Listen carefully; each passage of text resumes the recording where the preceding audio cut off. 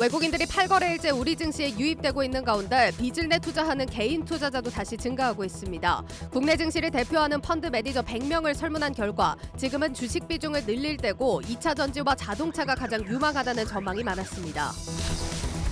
집값이 정점을 찍었다는 인식이 확산되면서 올 들어 주택연금 가입자가 빠르게 늘고 있습니다. 집값과 임대 여부에 따라 유리한 상품이 다른 만큼 가입 시 유의해야 한다는 조언입니다. 제약 바이오 업계의 경쟁 분야가 항체 치료제에서 세포 유전자 치료제로 진화하고 있습니다. 국내 대기업들 역시 성장성에 대한 기대로 관련 시장에 대거 진출하고 나섰습니다. 바이든 정부의 558조 원 규모 인플레이션 감축법이 상원을 통과했습니다. 에너지와 기후 대응에 가장 많은 예산이 투입되는 만큼 전기차와 에너지 관련주가 수혜를 볼 것이란 관측입니다.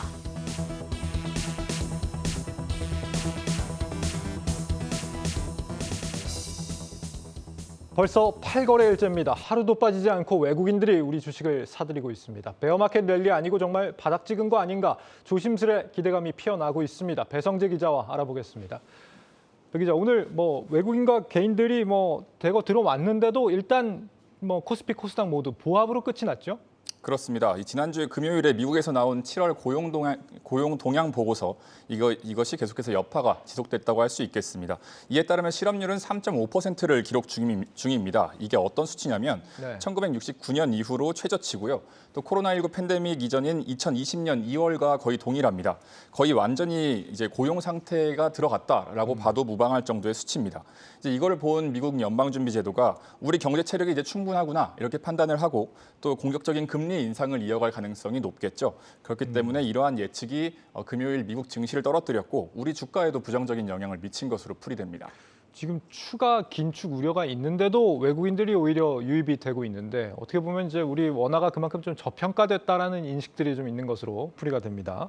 내일 모레인가요? 미국이 이제 소비자 물가 지수 또 7월 달 수치를 발표를 하게 되는데 맞습니다. 연준의 긴축 강도에 영향을 줄 만한 굉장히 좀 중요한 요소라고 할 수 있겠습니다. 어떻게 좀 전망이 됩니까?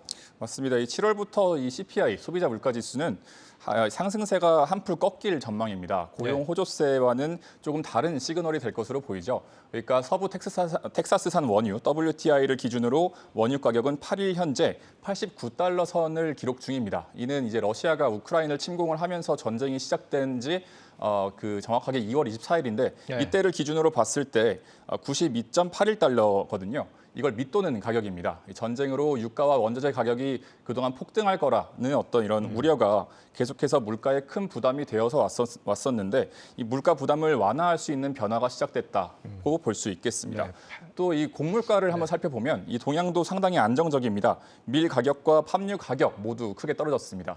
국제 가격이 각각 17.52% 그리고 43.77% 내려간 것을 확인할 수가 있습니다. 40%면 많이 떨어졌네요. 유가 같은 경우는 이제 한 80달러대 그 정도라고 한다면은 한 작년 연말 정도까지는 아직 아닌 걸로. 네, 아직 그 수준은 아니지만 어쨌든 많이 떨어진 달러 정도까지는 떨어져야 완전히 우리가 좀 안정을 찾았다라고 할 수 있겠습니다. 네. 어쨌거나 이제 곡물과 유가 모두 하락한다라고 한다면은 중앙은행들의 어떤 긴축 압력은 크게 완화된다 이렇게도 기대를 해볼 수 있겠습니다. 맞습니다. 그래서인지 오늘 지금 개인과 외국인들 대거 순유입이 됐는데 어느덧 지금 2,500 눈앞입니다. 이 투자 심리만큼은 좀 확실히 좀 살아나고 있다 이렇게 봐야겠죠.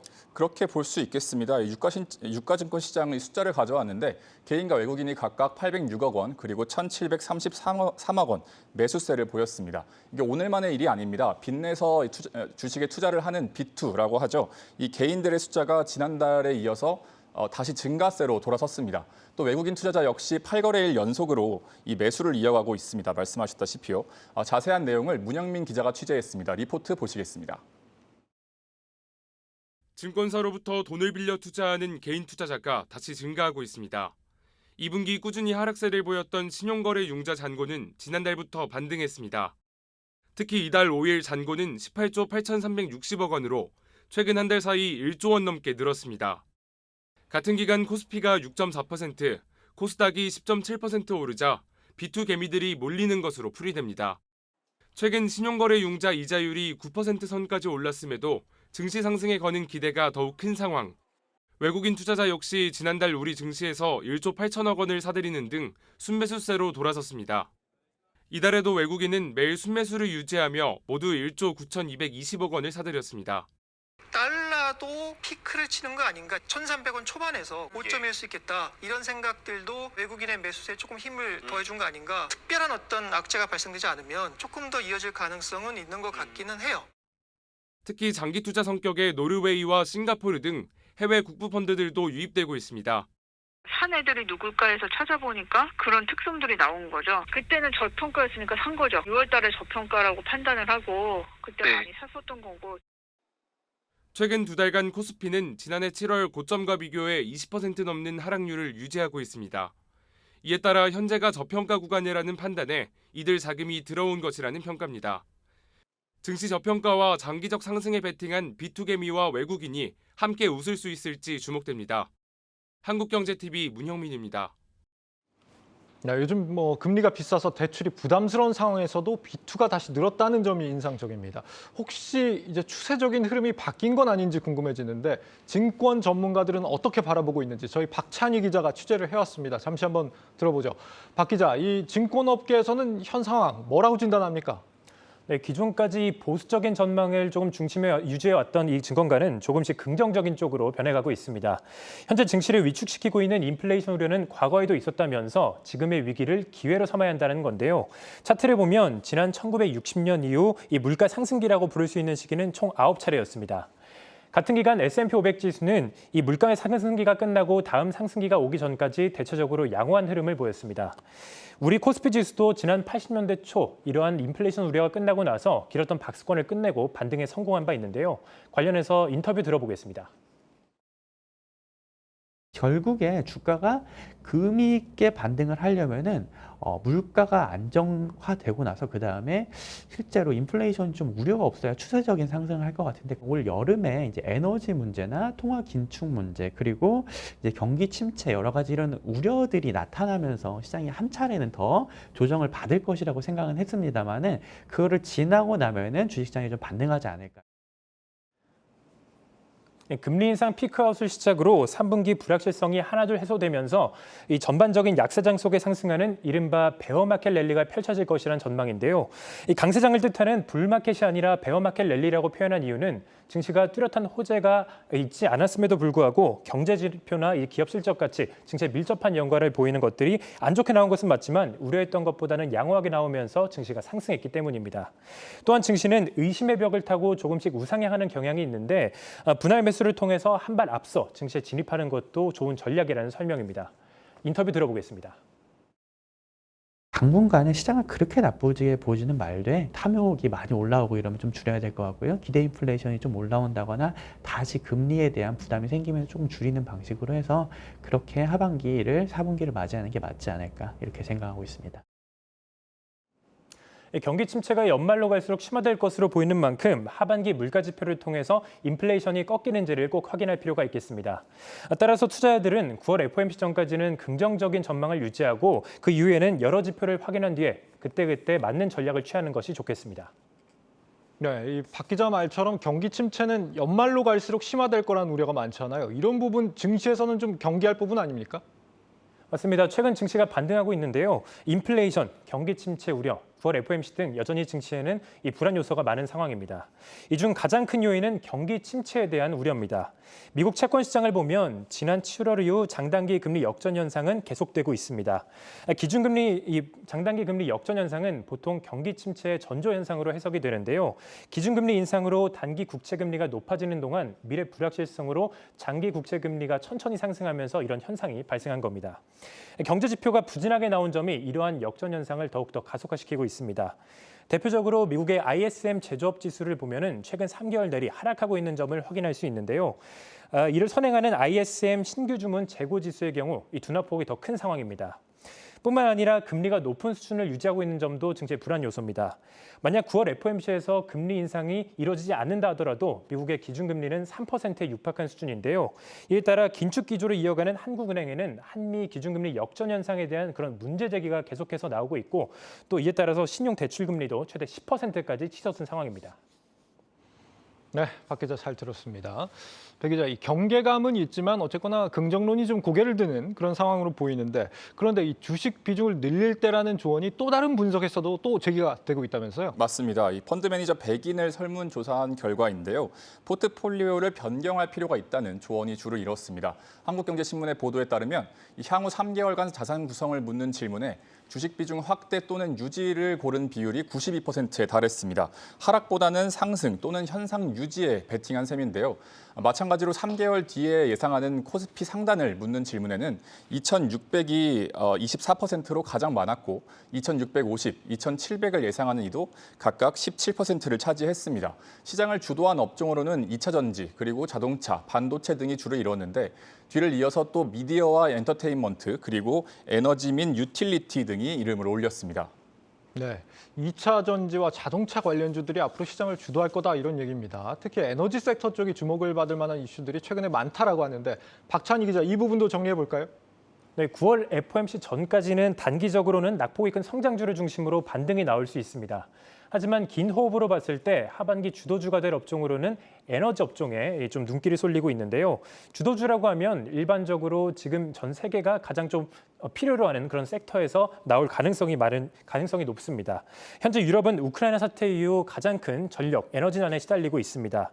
러시아가 가스 공급을 제한하자 이 유럽에서는 원전 수명 연장 논의가 나오고 또 화석연료를 사용하고 있습니다. 뿐만 아니라 미국도 에너지 관련 이런 정책을 추진하고 있는데요. 지난 주말 통과된 미국의 BBB 법안 수정안을 보면 사회복지, 경기 부양에 집중됐던 과거 내용과 달리 에너지 안보와 신재생 에너지 투자에 대한 내용이 좀 더 확대됐음을 확인할 수 있었습니다. 특히 미국이 중국과의 교류를 좀 줄이겠다 이렇게 언급한 만큼 한국의 유틸리티, 에너지 업종에 대한 반사이익, 기대이익이 좀 예상이 되고 있습니다. 오늘 현대일렉트릭은 7% 넘게 올랐고 범한 퓨얼셀, LS 일렉트릭은 나란히 강세를 보였습니다.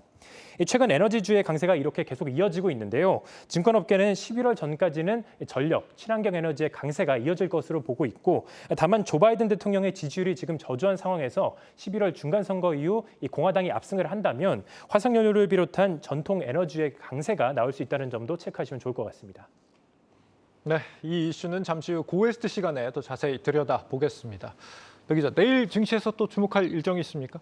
실적 발표에 관련된 것들이 좀 있습니다. 네. 경기 방어주인 통신주, 그리고 코로나19 수혜 업종인 물류주의 대표 주제들이 실적 발표를 앞두고 있습니다. SK텔레콤과 CJ대한통운 2분기 실적인데요.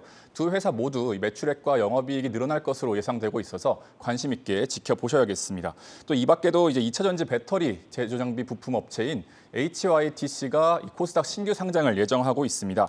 지난달에 진행한 기관 투자자 대상 수요 예측에서 경쟁률 1,480대 1을 기록을 한 바 있습니다. 공모가를 희망 범위 최상단인 15,000원에 또 최종 확정을 했고요. 일반 투자자 대상 공모 청약에서는 432대 1로 마감을 해서 이 증시 부진 속에 주가가 높은 상승 곡선을 그릴 수 있을지를 좀 주목해 봐야겠습니다. 네, 배성재, 박찬희 기자였습니다.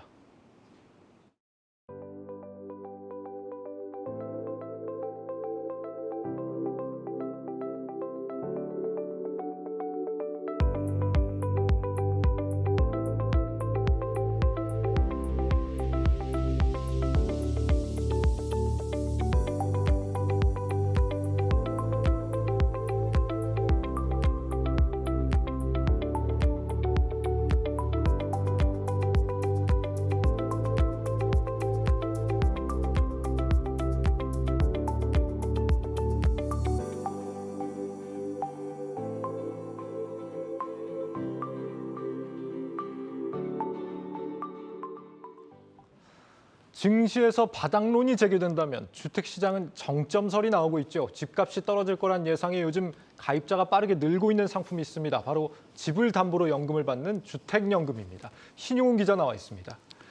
신 기자, 이 주택연금 가입자 빠르게 늘고 있다면서요. 최근 얼마나 늘고 있습니까? 일단 올해 6월 말 수치를 지켜보면 누적 가입자 수가 98,900여 명으로 집계가 됐습니다. 예. 주택연금이 시작된 지가 2007년도였는데 당시에 한 해 가입자 수가 515명 정도였거든요. 그런데 15년 만에 10만 명 수준에 육박을 하게 된 겁니다. 주택연금이라는 게 그러니까 집을 나라에 담보로 맡기고 거기서 이제 죽을 때까지 연금을 받으면서 거주를 하는 네, 그게 가능해지는 상품이잖아요. 맞습니다. 이 집값이 정점이라는 인식 때문에 지금 가입자가 늘고 있다. 이 얘기는 이게 그러니까 가입할 시점에 집값하고 좀 관련이 있는 모양이죠? 맞습니다. 뭐 아무래도 이제 집값이 많이 올랐다. 그리고 앞으로는 이제 더 떨어질 것이다라는 관측들이 많기 때문에 네. 가입자 수가 늘었다라고 볼 수가 있겠는데 지금 가입한다 그러면 지금 시점의 집값으로 판단을 하는 모양입니다. 맞습니다. 가입 시점의 집값으로 평생 매달 연금액이 지급되는 것이기 때문에 가입 시점이 상당히 중요하거든요. 예. 그렇기 때문에 지금 이제 정부에서 금리를 올리고 있고 금리를 올리다 보면은 신규 대출 건수, 담보대출이 줄게 될 것이고 그렇다면은 주택 수요도 줄기 때문에 집값이 떨어지게 되지 네. 않겠습니까? 그래서 지금이 이제 집값이 정점일 것이다라는 관측들이 많기 때문에 상당히 많은 가입자들이 가입을 하고 있는 상황이라고 볼 수 있습니다. 지금 누적 가입자가 10만이 넘었다 했는데 특히 이제 최근 들어서 가입자가 빠르게 늘고 있다는 걸 볼 수 있는 뭐 지표 같은 게 있습니까? 월별 지표를 좀 살펴볼 필요가 있는데요. 최근 5년 동안 연도별 신규 가입자 수를 보면은 일단은 한 해 이제 10,000명 정도 수준이 조금 넘는 그런 수준입니다. 매달 예. 평균 850명 안팎 정도가 새롭게 가입을 하고 있는데 지난해 11월에는 이게 1,200명대로 급증을 했습니다. 그리고 이후 올해 1월과 2월을 제외하고는 나머지 달 모두 1,000명 이상이 매달 새롭게 신규 가입을 하고 있는 상황인데요. 올 상반기에만 지난해 65% 수준인 7,000명 정도가 새롭게 가입을 했거든요. 뭐 이 정도 속도라고 본다면 최대 신규 가입자 기록을 갈아치울 것으로 전망이 되고 있습니다. 그러니까 최근 몇 달 연속으로 이제 한국은행이 기준금리를 인상을 한 바가 있는데 아까 신 기자 얘기처럼 가입자 수 증가하고 좀 추세가 좀 연동이 되는 그런 흐름으로 보이네요. 맞습니다. 한국은행이 기준금리 올리고 또 주택 수요 줄어들 것이다라는 전망들이 잇따라 나오는 그 시점에 신규 가입자들이 상당히 많이 늘어난 모습들을 볼 수가 있겠는데요. 예. 지난해 8월 금리가 0.5%에서 0.75%로 올랐고 이후에 11월에 이제 1.0%로 기준금리가 올라가면서 제로금리 시대가 막을 내렸지 않습니까? 그러면서 주택연금 가입자들이 지난해 11월하고 12월에 상당히 많이 몰렸었고요. 또 올 들어서도 1월하고 4월, 5월, 7월 이렇게 4차례 금리 인상이 있었는데 이 기간 역시 주택연금 신규 가입 건수가 급증을 했습니다. 그렇게 따져본다면 남은 하반기에도 한국은행이 0.25%씩 포인트씩 계속 금리를 올리겠다 이렇게 얘기를 하고 있으니까 주택연금 가입자 증가 추세도 계속 이어질 가능성이 높다라고 할 수 있겠습니다.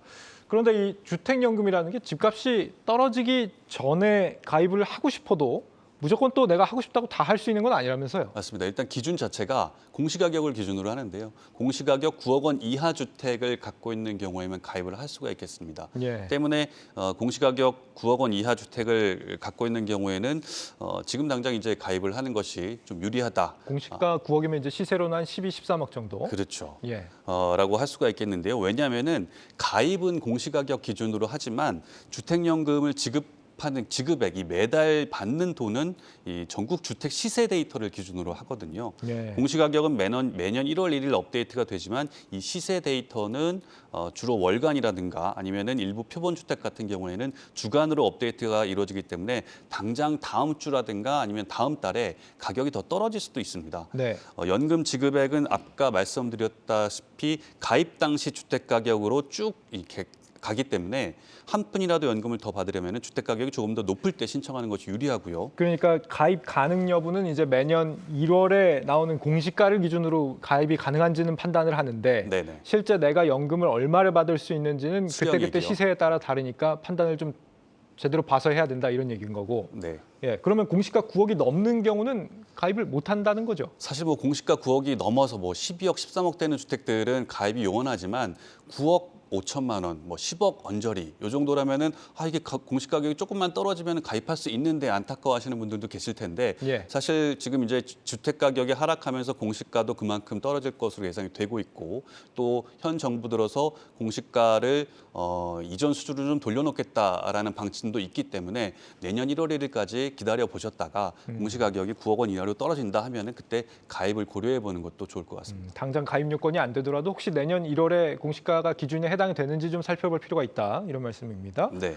다주택자도 혹시 가입할 수 있습니까? 맞습니다. 부부 기준으로 합산해서 주택가액이 9억 원이 넘지가 않으면 공시가 기준으로 9억 원이 넘지 않으면 가입을 할 수가 있는데 예. 다만 이제 전세나 담보대출이 있을 경우에는 가입이 제한이 되거든요. 때문에 이제 연금을 미리 당겨받아서 그 돈으로 상환을 하고 나서 가입을 할 수가 있습니다. 이 경우에는 일시불로 받은 금액만큼 주택 가격이 줄어들고 또 매달 받는 그런 연금액도 그만큼 줄어들 수가 있습니다. 예. 하지만 연금을 받는 사람이 소유권을 그대로 갖고 있는 저당권 방식이 아니라 주택금융공사로 이제 소유권을 넘기는 방식이 있거든요. 이게 신탁 방식이라고 하는데 이런 경우에는 가입 후에 임대차를 줄 수가 있습니다. 대신에 세입자한테 받은 보증금은 공사한테 맡겨야 되는 그런 상황이고요. 그러니까 세입자를 전세를 낀 상태에서 주택연금을 가입하려면 신탁 방식을 선택하면 된다 이런 얘기고요. 네. 주택연금은 이제 부부 모두가 사망할 때까지 연금을 지급을 하게 되는데 내가 오래 산다면야 집값보다 더 많이 연금을 받으니까 걱정을 안 해도 되겠지만 만약에 집값보다 또 별로 연금을 많이 못 받고 죽을 경우에는 굉장히 좀 서러울 수도 있지 않습니까? 맞습니다. 이 유불리를 좀 어떻게 따져봐야 됩니까? 일단은 첫 번째로 이제 집값보다 더 많이 연금을 받았을 경우에는 상당히 유리한 경우가 되겠죠. 네. 그동안 내가 받은 연금 수령액이 집값을 초과한다고 하더라도 연금은 중단되지 않습니다. 그리고 만약에 아버지가 소유한 집이 이제 아버지가 돌아가신 후에 어머니한테 이제 승계가 된다고 하더라도 집값이 이미 집값보다 더 많이 받았더라도 승계는 100% 되고 어머님이 또 돌아가실 때까지 계속해서 나옵니다. 예. 상당히 유리한 구조죠. 그 반대로 이제 연금 수령액이 집값에 미치지 않는다고 하면은 처분 당시 가격을 좀 기준으로 하는데 처분 당시 가격에서 남은 부분을 상속인한테 돌려주는 그런 제도가 있습니다. 그러니까 내가 만약에 이 가입을 10억의 집이 주택 가격이 10억일 때 가입을 했는데 내가 좀 7억 정도를 연금으로 받고 이제 원래 같았으면 이제 3억 정도를 자녀에게 물려줘야 되는데 그 당시에 집값이 떨어져서 만약에 8억이 됐다. 이러면은 자녀에게 물려주는 거는 1억으로 줄어드는 건가요? 그렇죠. 그렇습니다. 당시 이제 가입할 때의 주택가액으로 연금액을 환산하고 매달 받는 돈을 환산하고 처분 당시 가격은 이제 상속인한테 주는 가격을 책정할 때는 처분 당시 가격을 기준으로 하게끔 돼 있습니다. 예, 확실히 지금 시점에선 여러모로 이제 가입을 하는 게 좀 유리해 보이긴 합니다만 이러면 이제 이 제도를 운영하는 나라 입장에서는 오히려 손해를 보는 장사 아닙니까? 사실 그렇게 생각하시는 분도 많이 계실 텐데 이 공사도 가입비와 연 보증료라는 걸 받습니다. 가입할 때 최초에 연금 지급할 때 내는 돈인데 이게 주택 가격의 1.5%를 내게 돼 있고요. 또 연 보증료는 매달 이제 지급하는 방식인데 예. 요 경우에는 이 보증 잔액의 0.75%를 내게 됩니다.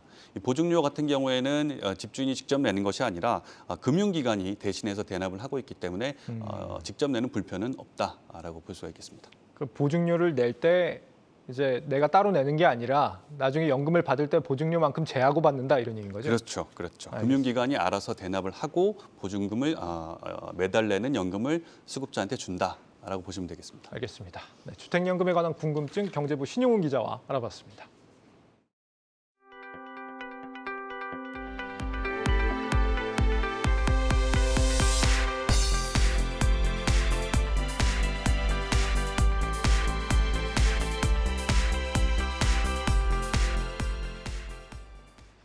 제약 산업이 새로운 차원으로 진화하고 있습니다. 항체가 아니라 이제는 유전자라고 하는데 바이오 벤처, 대기업 가리지 않고 이 시장에 대거 뛰어들고 나섰습니다. IT 바이오부 김수진 기자 나와 있습니다.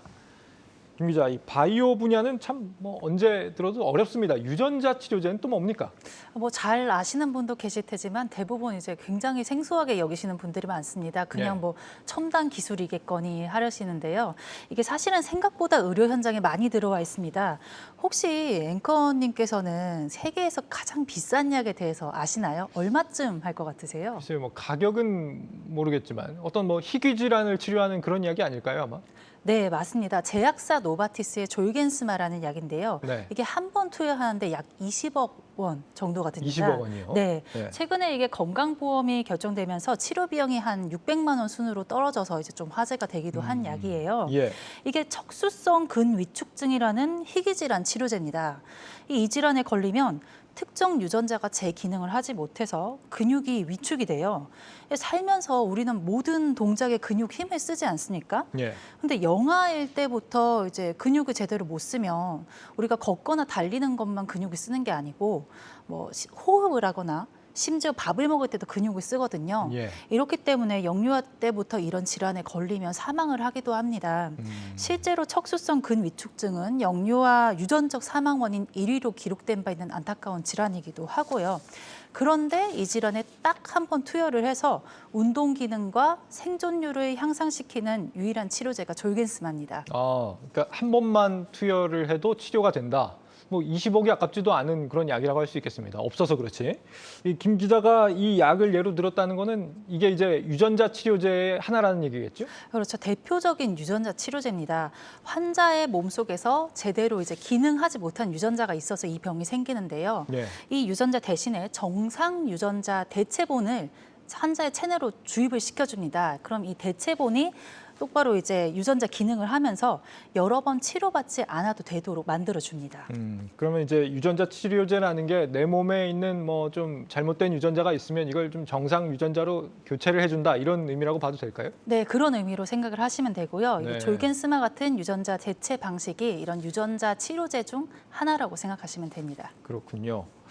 예. 그래서 국내에서는 이 정의가 워낙 좀 복잡한데 나라마다 정의도 다르고 이제 포함하는 이제 범위도 조금 다르지만 네. 국내로 보면은 뭐 유전자 재조합 등 유전자 조작을 이용해서 정상 유전자나 치료 유전자를 환자에게 이입시켜 결손 유전자를 교정하거나 세포에 새로운 기능을 추가해 유전자 결함을 치료 예방할 목적으로 제조된 의약품이라고 얘기를 합니다. 뭐 내용은 어렵습니다만 공상과학 영화에서나 볼 법한 것들이 어느새 이렇게 현실로 다가와 있네요, 이미. 그렇죠. 유전자를 타고나기를 내가 약하게 타고났는데 이거를 이제 약으로 바꿀 수 있는 그런 시대가 온 겁니다. 예. 이제 졸겐스마 외에도 좀 대표적인 유전자 치료제를 살펴보면 소아 백혈병 치료제가 하나 있어요. 이게 킴리아입니다.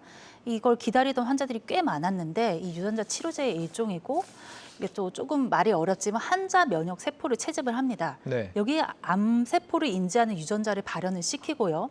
다시 해당 세포를 환자에게 넣어주면 이 세포가 암 세포만 공격을 해줍니다. 그래서 이게 굉장히 희망의 치료제라고 불리는 그런 백혈병 신약이었는데요. 예. 이렇게 기존의 치료가 어려웠던 혹은 약이 잘 들지 않았던 난치성 질환의 타깃으로 주로 개발되고 있습니다. 관련해 유전자 치료제 개발 기업으로 핫한 곳이죠. 헬릭스미스의 유승신 CEO 인터뷰 준비했습니다. 케미칼이나 항체 치료제가 하지 못하는 난치성 질환에 대해서 혹은 항암 치료제가 많이 있지만 여전히 효과적이고 부작용이 적은 항암제에 대한 니즈가 있고, 근데 지금 유전자 조작 기술이 충분히 성숙함에 따라서 이제 유전자 치료제 그리고 유전자가 도입된 세포 치료제 같은 것들이 이제 새로운 3세대 치료제로 나오고 있고 앞으로 이제 계속 발전을 할 것이라고 여겨지고 있는 거죠. 네, 유전자 치료제가 이제 3세대다. 그러면은 뭐 지난 1세대, 2세대는 어떤 거였습니까? 흔히 뭐 가정 상비약으로 가지고 계시는 해열제 같은 것들 있잖아요. 네. 이런 것들을 이제 합성의약품이라고 하는데 1세대로 보시면 됩니다. 예. 그리고 2세대는 항체의약품, 그러니까 뭐 바이러스 같은 데 감염됐을 때 대항하기 위해서 생물체가 만들어내는 항체를 선별해서 만든 치료제가 2세대고요. 그리고 이제 3세대인 유전자 치료제가 있습니다. 네, 뭐 그야말로 뭐 제약산업의 새로운 전환점을 맞았다 이런 생각도 드는데 3세대는 이제 시작이니까 앞으로 좀 성장성도 좀 무궁무진하겠다 이런 생각이 듭니다. 전문가들이 여기서 이제 상당히 성장세가 크다 이렇게 다들 보고 있는데요. 네. 이제 글로벌 유전자 치료제 시장이 한 2021년 기준에 74.7억 달러 이 정도 됩니다. 근데 2026년에는 한 555.9억 달러 규모로 성장한다는 전망이 있고요. 이게 합성의약품이나 항체의약품 성장세를 엄청 뛰어넘을 그럴 수준이라고 합니다. 예. 아까 개인의 유전자 맞춤형 치료다 보니까 효과가 좋고 이제 또 비쌀 수밖에 없거든요. 그래서 수익도 당연히 많이 날 것으로 전망이 됩니다. 아까 졸겐스마 가격 기억하실 겁니다. 뭐 20억이라면서요. 그렇죠. 뭐 얼마나 원가가 드는지는 우리가 모르겠습니다만 마진이 많이 남는 사업이라고 한다면 대기업들도 뭐 대거 뛰어들고 할 만하겠는데요. 원래는 이제 조금 초반에는 대형 제약사보다는 바이오 벤처들이 많이 들어와 있는 상태였어요. 이게 예. 분야가 워낙 복잡하고 기술이 다양하다 보니까 이렇게 됐었던데요. 많은 대형 제약사들이 처음에 크게 관심을 좀 두지 않다가 뭐 드라마틱한 치료 효과가 나오다 보니까 이제 개발에도 조금 들어오고 있고요. 위탁 개발 생산 CDMO라고 하죠. 네. 여기도 관심을 보이는 추세입니다. 외국 기업들은 유전자 치료제 기업들의 인수 합병에도 크게 투자하는 분위기입니다. 우리나라에서는 어디가 좀 대표적입니까?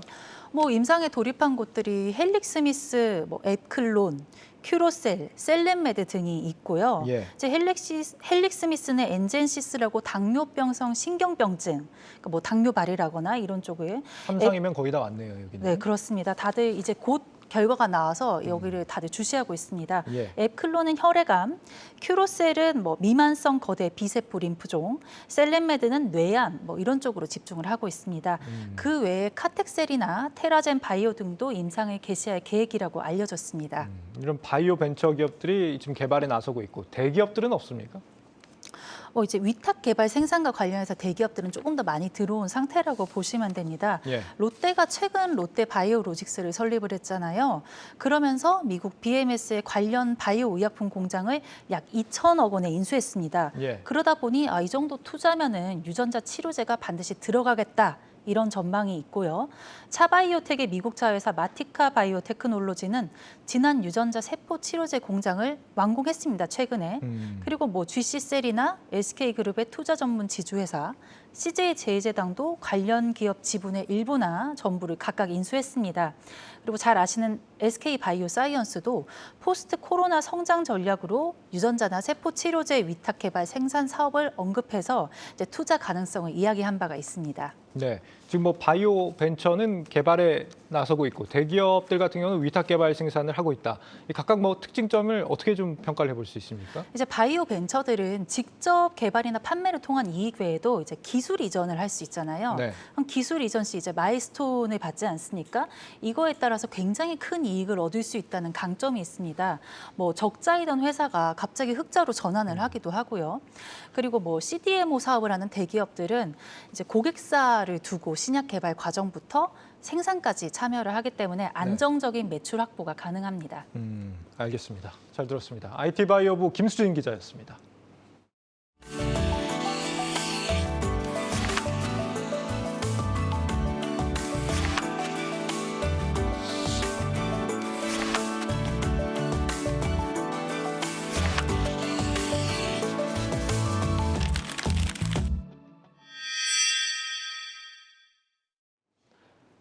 네, 오늘 들어온 주요 경제 소식들 정리해드립니다. 먼저 이번 주 추석 민생 대책입니다. 추석 연휴 기간 민생 안정 대책이 이번 주 발표된다고 합니다. 추경호 경제부총리가 오늘 비상경제장관회의에서 이런 계획을 공개했는데요. 어떤 내용이 담길 것인지는 추 장관의 멘트를 통해서 예상해 볼 수 있습니다. 규제와 구인난, 자금 조달 등 기업 애로를 신속히 해소하고 수출 활력 재고 방안을 빠른 시간 내에 마련하겠다. 지난달 발표한 반도체를 시작으로 업종별 지원 전략도 순차적으로 마련해 수출과 투자 확대를 적극 지원하겠다고 말했습니다. 여기서 말하는 이 구인난이라는 건 기업이 채용을 원하는데도 채워지지 않는 일자리를 말하는데 이런 일자리가 6월 기준 23만 4천 개로 2018년 2월 이후 최대치라고 합니다. 이 가운데 22만 4천 개가 300인 미만 중소기업이라고 하죠. 정부는 외국인 신규 기능 전문 인력을 늘리고 조선업에 대해서는 별도 쿼터를 신설하겠다는 방침입니다. 네, 다음으로는 경찰 도움받아 맥주 출고입니다. 하이트진로 강원 공장에서 오늘 오전부터 맥주 출고가 가까스로 다시 시작됐습니다. 이 강원 공장은 민주노총의 화물연대 소속 40여 명이 파업에 나서고 진출입로를 막으면서 그간 맥주 출고에 어려움을 겪어왔습니다. 특히나 강원 경찰서가 경찰 인력 400여 명을 동원해서 시위 현장 진입로에 폴리스 라인을 쳤고 그 도움을 받아서 본사 직원들이 투입돼 화물차 30여 대에 제품을 실어 나르는 해프닝을 빚었습니다. 이날 출고된 제품은 테라와 하이트 일평균 출고량인 12만 상자였습니다. 한편 화물연대 조합원들은 운임 30% 인상과 휴일 근무 운송료 지급을 요구하고 있는 상황입니다. 네, 마지막 떼인 전세금 사상 최대입니다. 집주인이 세입자에게 보증금을 돌려주지 않은 사고액이 지난달 사상 최대를 기록했습니다. 주택도시보증공사에 따르면 전세 보증금 반환보증보험 사고 금액이 7월 들어 872억 원, 422건으로 금액과 건수 모두 월간 기준 역대 최대를 기록했습니다. 전세보증금 반환 보증은 집주인이 계약이 끝났는데도 전세금을 돌려주지 않았을 때 보증기관이 세입자의 보증금을 대신 지급하고 나중에 집주인에게 청구하는 상품입니다. 집값이 떨어지면서 당장 집을 팔아도 전세보증금을 못 돌려주는 이른바 깡통주택이 속출하고 있기 때문으로 풀이됩니다. 네, 특히 또 다른 통계에 의하면 이들 전세금 미반환 사고를 낸 집주인들 가운데 절반 이상이 여전히 정부의 임대사업자로 등록돼 있는 것으로 나타났습니다. 등록 임대사업자는 각종 세제 혜택을 받을 수 있죠. 국회 더불어민주당 김회재 의원실에 따르면 주택도시보증공사가 집중 관리하는 이른바 나쁜 임대인들이 낸 보증사고는 올 4월 기준 3,083건으로 공사가 이들 대신 변제해준 보증금은 6,300억 원에 이르는 것으로 조사됐습니다. 특히나 이렇게 변제해준 돈 가운데 집주인으로부터 회수된 금액은 929억 원으로 14%에 불과했습니다. 임대사업자는 종부세와 양도세, 법인세 등 세제 혜택을 모두 받을 수 있는데 공사가 대신 변제를 요구하는 이들 집주인에 대해 사업자 말소가 이루어지도록 개선이 필요하다는 지적이 나오고 있습니다. 지금까지 오늘 들어온 주요 경제 소식들 전해드렸습니다.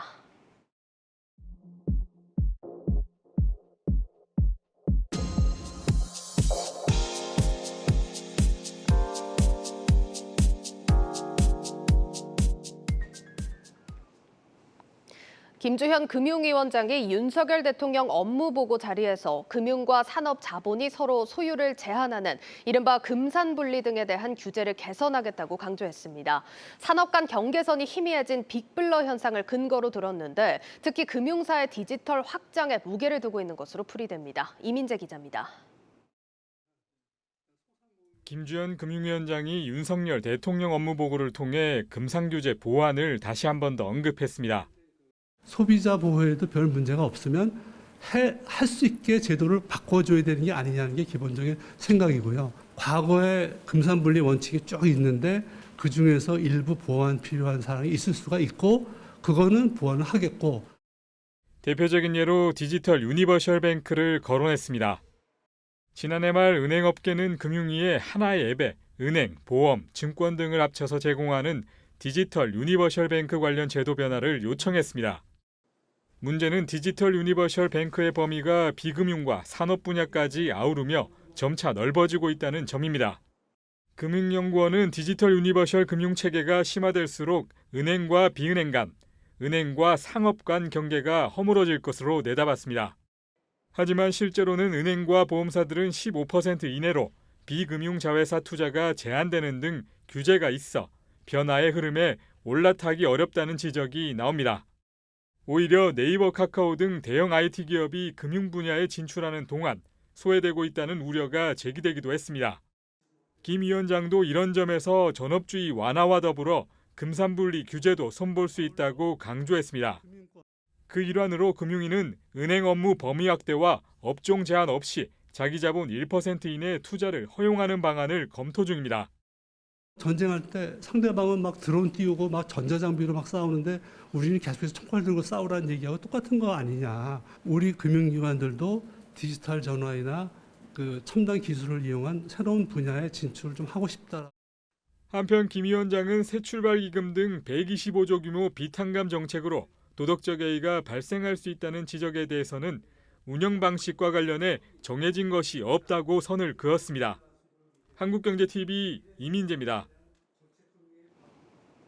한때 TV에서 흔히 볼 수 있던 껌 광고, 언젠가부터 찾아보기 힘들어졌죠.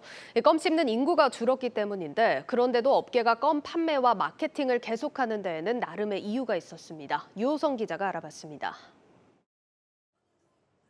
지난해 국내 껌 판매액은 829억 원. 2017년 1,830억 원에 달했던 껌 시장은 4년 만에 반토막이 났습니다.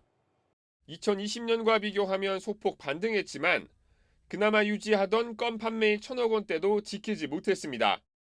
코로나 기간 마스크 생활화로 입냄새 에티켓에 대한 부담이 낮아진 데다 재택근무로 운전 수요도 줄면서 잠을 깨는데 껌을 활용하던 빈도가 줄어든 탓입니다. 게다가 단물이 빠지면 뱉어내야 하는데 이를 위해 마스크를 벗었다가 다시 쓰는 과정이 성가시다는 점도 껌의 인기를 떨어뜨리는 요인으로 지목되고 있습니다. 식후에 보통 껌보다는 이제 젤리나 아니면 이제 녹여 먹을 수 있는 사탕 같은 경우를 많이 찾는 것 같아요. 껌 같은 경우는 이제 뭐 씹다가 이제 처리하기도 이제 좀 번거롭고 한데 이제 사탕 같은 경우는 이제 녹여서 먹다 보면 이제 입에서 사라지는 경우도 있고. 내리막길을 걷는 껌과는 달리 젤리 시장은 7년 만에 5배나 커졌습니다. 껌과 유사하게 씹는 형태의 간식인데다 제과업계가 다양한 맛과 식감의 젤리류 개발에 집중한 결과입니다. 이렇게 껌의 입지는 점점 줄어가고 있지만 업체들은 좀처럼 껌 생산을 포기하지 않고 있습니다. 껌의 이익률은 15%로 식품업계의 평균 이익률 5%에 비해 3배가량 높아 효자 상품으로 꼽히기 때문입니다. 이에 롯데제과는 일명 방탄소년단 껌으로 고객몰이에 나섰고 오리온은 검정과 빨강 등 색깔을 입힌 풍선껌으로 차별화에 나섰습니다. 한때는 길바닥에 하도 뱉어 사회적 문제까지 됐을 만큼 인기가 높았던 껌. 단조로운 맛의 옛날 간식이라는 이미지를 극복할 수 있을지 주목됩니다. 한국경제TV 유호성입니다.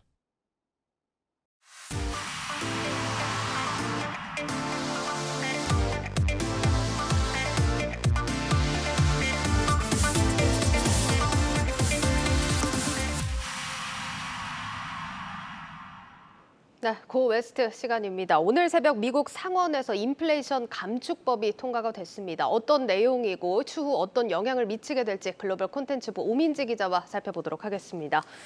오 기자, 인플레이션 감축법 통과가 됐습니다. 어떤 내용인지 좀 살펴보죠. 네, 오늘 새벽에 미국 상원 본회의에서 기후변화 대응, 또 부자 증세 등을 담은 인플레이션 감축 법안이 가결됐습니다. 이번 법안은 조 바이든 미국 대통령의 역점 사업인 더 나은 재건, 이른바 BBB 법안을 축소 수정한 법안인데요. 예. 바이든 대통령이 18개월 동안 이 법안의 통과를 위해서 정치권을 설득해왔던 만큼 이번 법안 통과가 11월 중간 선거를 앞두고 민주당의 중대한 정치적 승리다, 이런 평가를 받고 있습니다. 전체 규모 4,330억 달러, 우리 돈으로는 558조 원 규모의 대규모 예산이 집행되는 법안인데요. 때문에 시장에서도 이번 법안이 어떤 영향을 줄지 예의주시하고 있습니다. 이 법안이 상원을 통과하면서 하원으로 넘겨졌고요. 12일에 하원의 표결을 통과하게 되면 대통령 서명을 거쳐서 발표가 됩니다.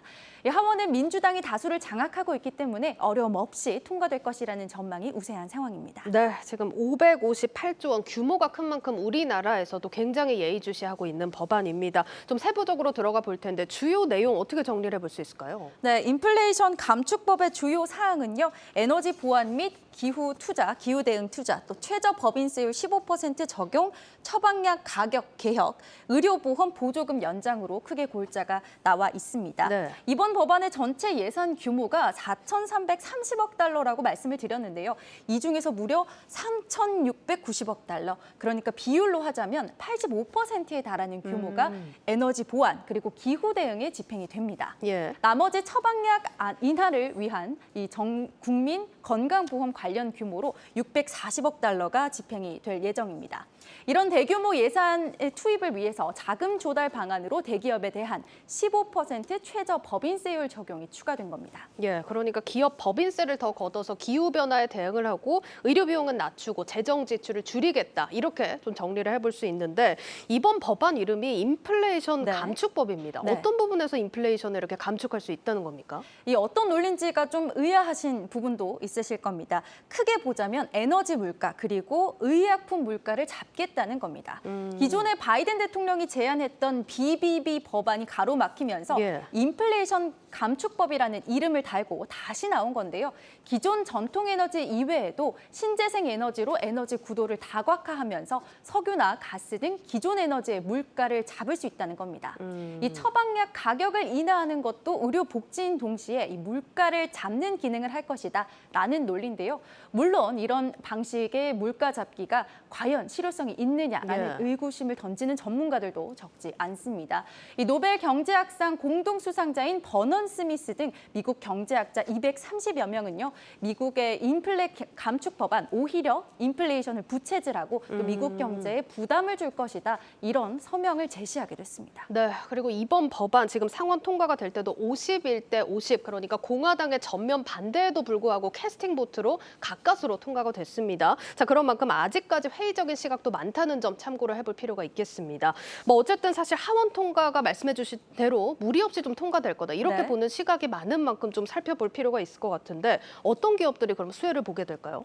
우선은 이 세부 법안을 먼저 살펴보고 거기에 따른 수혜주가 어디가 될지를 살펴보는 게 좋을 것 같습니다. 네. 이번 법안에서 가장 많은 예산이 투입되는 에너지 또 기후 대응 법안이 정말 중요할 건데요. 이 척 슈머 상원 의원도요. 미국 역사상 기후 변화와 맞서 싸우기 위한 가장 큰 투자다 이렇게 덧붙이기도 했습니다. 이 법안을 한번 살펴보도록 하겠습니다. 대표적으로 전기차 기업들의 세금 공제가 확대되면서 직접적인 수혜가 예상되는 상황입니다. 그러면서 테슬라, GM을 포함해서 도요타, 포드 등 미국 내에서 전기차를 생산하는 기업에는 호재가 되는 겁니다. 이 월스트리트 저널도요. 전기차와 플러그인 하이브리드 차량 보급을 촉진하는 방안이 포함되어 있다라면서 이 테슬라나 GM 등 전기차 업체의 수혜가 예상된다고 보도를 했습니다. 또 중고 전기차에도 $4,000의 연방 세금 공제가 처음으로 적용이 됩니다. 그러니까 지금 법안에서 지원이 조금 더 확대된다라는 의미인 것 같은데 이 전기차 지원금이 사실 기존에도 있잖아요. 네. 어떤 부분이 좀 차이가 있을까요? 네, 기존과 달라지는 부분도 짚어봐야 되겠죠. 이 미국에서 전기차를 살 때 $7,500의 세금을 공제해주는 혜택이 기존에는 20만 대까지 적용이 됐습니다. 네. 이 테슬라와 GM 등 이 대규모로 생산을 하는 기업의 경우는 20만 대 이상인 기업들, 20만 대 이상인 경우가 많지 않습니까? 예, 그렇죠. 이런 경우는 수혜를 못 받는 겁니다. 근데 이제는 이 판매 차량 수에 관계없이 제한 없이 대당 $7,500의 세금 공제를 받을 수 있게 됐습니다. 예. 다만 이 법안이 제시하고 있는 제한 범위가 있는데요. 벤이나 SUV, 픽업 트럭 등은 $8만 미만인 경우에만 적용이 되고요. 예. 세단, 쿠페 등은 $55,000 미만인 경우에만 적용이 됩니다. 근데 사실 테슬라 같은 경우를 보자면은 지금 여기 제시된 가격보다도 더 비싼 라인들이 있잖아요. 네, 정확하십니다. 이 테슬라의 경우는 이 혜택 대상 가격보다 좀 높은 제품들이 많이 있지 않습니까? 그쵸. 하지만 일론 머스크가요, 인플레이션이 진정이 된다면 이 테슬라 차량 가격을 낮출 용의가 있다라고 밝혔습니다. 그렇게 언급이 나왔군요. 네, 이런 가격 인하 조치가 나오게 된다면 여기에 해당하는 전기차가 더 많아질 수 있다. 예. 이렇게 볼 수 있는 겁니다. 또 특히 미국 내에서 생산되면서 배터리 역시도 북미에서 생산된 전기차에만 적용이 됩니다. 따라서 미국 자동차 업체들의 움직임에 따라서요. 미국 배터리 업종들도 수혜가 기대될 수 있는 부분입니다. 뭐 아쉽게도 이 국내 기업의 경우 현대차나 이 기아차 같은 경우는 생산을 미국 현지에서 직접 하지는 않기 때문에 이 전기차의 수혜를 기대하기는 어렵겠다. 이렇게 볼 수 그렇겠네요. 있겠습니다. 어쨌든 미국에서 전기차나 배터리를 생산하는 기업들이 좀 수혜를 볼 수 있다. 이런 내용이고요. 네, 특히 친환경 에너지 지원에 따라서요. 이 태양광 또 풍력에 대한 세금 공제가 10년이 더 연장됩니다. 네. 그러면서 신재생 에너지 관련된 주식 또 ETF가 이번 법안 통과를 전후로 해서 크게 올랐는데요. 그런데 이 법안을 살펴보면 또 재미있는 부분이 있는데요. 앵커는 이 기후 대응 통과, 이 기후 대응의 이 법안이 만들어졌을 때 어떤 업종이 좀 상대적으로 불리하겠다라는 생각이 드시나요? 사실 지금까지 말씀해 주신 걸로만 보자면 기후변화가 골자인 만큼 뭐 친환경 에너지, 신재생 에너지, 전기차 이런 부분에 좀 초점이 맞춰져 있다 보니까 그렇죠. 전통 에너지 기업들 좀 곤란하지 않을까 싶은데요. 네, 언뜻 보면 그런 것 같습니다. 네, 이번 법안에 대해서 전통 에너지 기업인 엑손모빌의 CEO가요. 쌍수를 들고 환영을 했다고 합니다. 바로 올바른 방향으로 한 걸음 나아갔다. 이렇게까지 평가를 한 건데요. 예. 에너지 전환을 위해서 태양광과 또 풍력에만 집중할 것이 아니라 석유와 가스 생산도 병행돼야 한다. 이런 인식이 받아들여졌다는 것에서 긍정적이라고 평가한 겁니다. 네. 또 다른 전통 에너지 업체인 쉘의 CEO도요. 이번 법안에 대해서 기쁘다 이렇게 말을 했습니다. 그러니까 이번 법안에서 좀 어떤 부분에서 이렇게 기뻐하는 겁니까? 이번 법안을 자세히 살펴보면요. 기후 대응 투자와 동시에 붙어있는 발이 바로 에너지 보안입니다. 예. 그러면서 에너지 보안을 명분으로 알래스카 또 걸프 지역에서 석유와 가스 임대 판매를 의무화하기로 했습니다. 이 기존에는 이 세 지역에 대해서 이 중단을 해왔던 사업인데요. 예. 이 지역에 대해서 임대를 통해서 시추도 할 수 있고 탐사를 재개할 수 있도록 한 겁니다. 그러면서 전통 에너지 기업들도 이 법안의 수혜를 기대할 수 있는 상황이 된 겁니다. 이런 점 때문에 동시에 이번 기후 대응에 대한 너희들의 이런 대응이 진심이냐라는 지적도 같이 나오고 있는 부분이죠. 알겠습니다. 자, 어찌 됐든 전기차, 신재생 에너지뿐만 아니라 전통 에너지 기업들도 같이 수혜를 볼 수 있는 상황이 됐습니다. 자, 그러면 반대로 좀 피해를 볼 만한 업종들도 있을 것 같은데 업종에 뭐 국한되지 않더라도 이번 지금 법인세 최저세율 15%가 적용이 됐잖아요. 업종에 상관없이 대기업들 좀 곤란하지 않을까 싶은데 어떤가요? 네, 이 증세로 인한 수익 악화를 피하기는 어려운 상황입니다. 이번 법안으로 대기업은 최저법인세율 15% 적용을 받고요. 자사주 매입을 할 때 세금이 부과가 됩니다. 이 세금은 기존에 없던 신설된 세금인데요. 예. 엘리자베스 민주당 상원의원의 보고서에 따르면요. 기존에 비해서 약 70개의 회사들 세금 부담이 늘어날 것이다. 이런 전망이 나오고 있습니다. 이 법안상으로 대상 기업이 연간 이익이 10억 달러 이상인 기업이어야 하고요. 법인세가 실효세율이 15% 미만이어야 합니다. 다시 말해서 15%보다 덜 이 법인세를 내고 있었다면 증세 대상이 되는 거죠. 해당되는 기업이 최소 70곳으로요. 증세된 법안 적용이 된다면 세수가 220억 달러 늘어나게 됩니다. 미국의 조세경제정책연구원에 따르면 2020년도를 기준으로 했을 때 페덱스나 나이키 등 최소 이 55곳의 대기업이 각종 공제 또 감면 등으로 법인세를 전혀 내지 않았다. 이런 걸로 나타났습니다. 또 기업이 자사주를 매입할 때는 1%의 세금이 부과가 되는데요. 따라서 에너지주 등 기존의 자사주 매입을 좀 적극적으로 해왔던 기업들에는 악재가 될 수 있다라는 지적이 나옵니다. 미국 정부는 이렇게 대기업을 대상으로 한 증세를 통해서 3,130억 달러, 우리 돈으로 460조 원 가량의 세금을 더 걷어들이겠다는 계획입니다. 예, 이번 법안 12일 일단 하원 표결을 앞두고 있습니다. 지금 미국 의회가 8월에 또 휴회가 들어가는 만큼 그 전까지 최종 통과가 될지 지켜보도록 하겠습니다. 고웨스트 오민지 기자였습니다.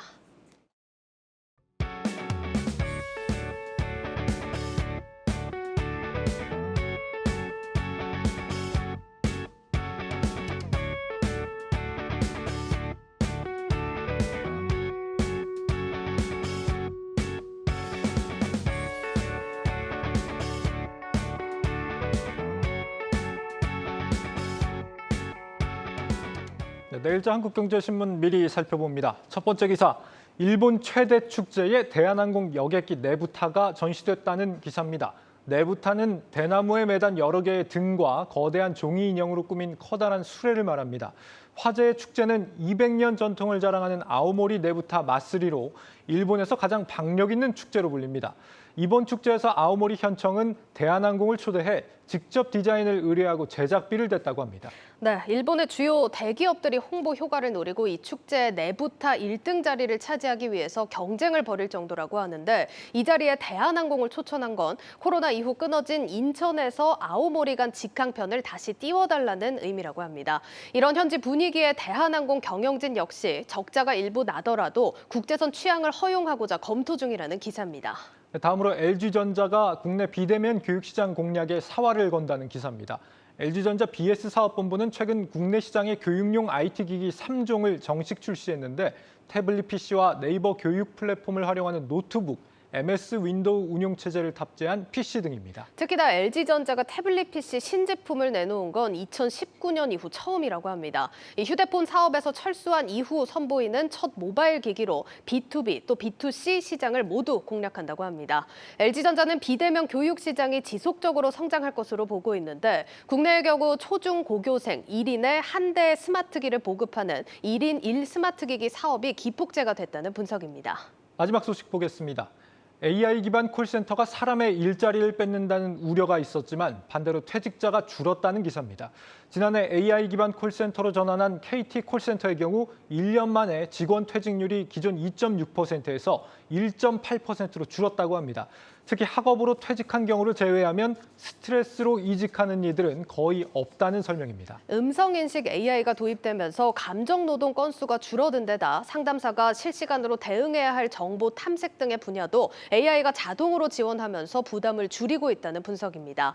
이뿐만 아니라 콜센터 품질을 높여서 평균 상담 시간이 기존 189초에서 207초로 늘었고 상담을 한 후 다시 전화를 거는 건수 역시 월 평균 17만 건 줄어든 것으로 집계됐다고 합니다. 이 AI가 도입된 이후 일부 콜센터 근무자는 더 부가가치가 높은 업무로 전환을 하는 등 효과를 톡톡히 보고 있다는 소식까지 전해드리겠습니다. 뉴스플러스를 마치겠습니다. 여러분 고맙습니다.